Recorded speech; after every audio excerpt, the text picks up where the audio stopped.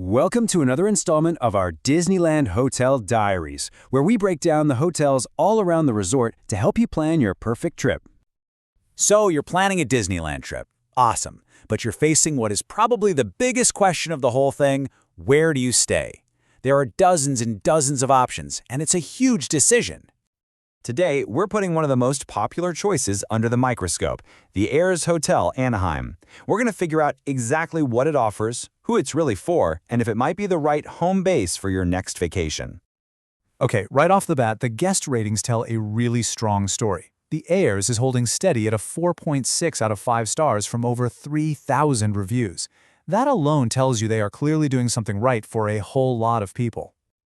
And it's not just a fluke. This place consistently ranks in the top 10 out of more than 120 hotels in the entire city of Anaheim.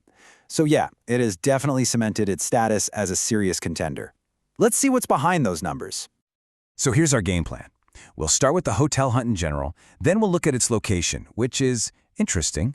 We'll check out the rooms and amenities, weigh the pros and cons, and then wrap it all up with our final verdict and some must-know pro tips.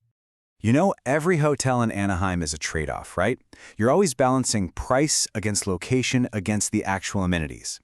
Our goal today is to figure out the specific trade-off for the Ayres Hotel, so you know exactly what you're getting into.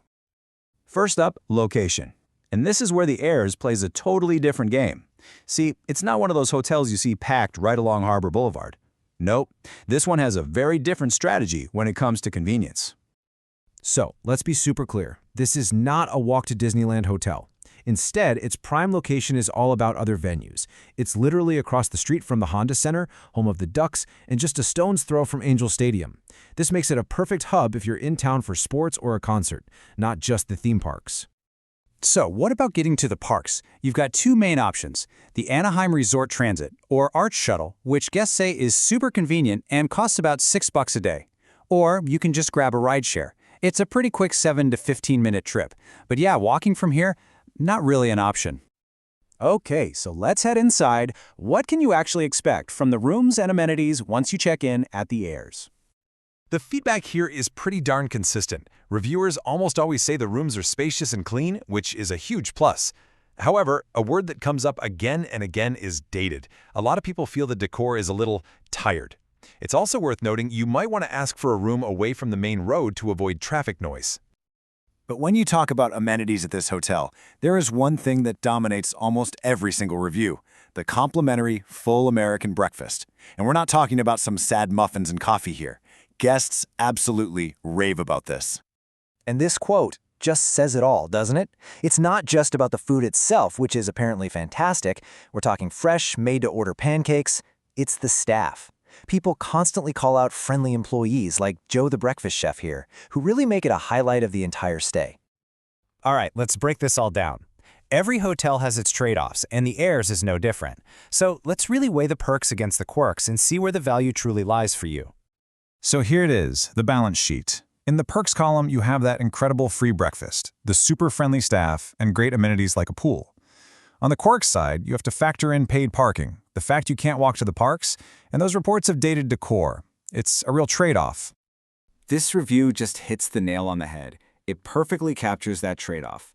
For some people, a dated room is a big deal. But for others, hey, if you just need a clean, safe place to crash after a 12-hour day in the parks, it's a minor detail that's really easy to look past.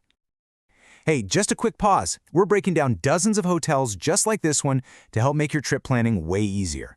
If you're finding these explainers helpful, do us a huge favor and hit that subscribe button and like the video for more. All right, now let's get to that final verdict.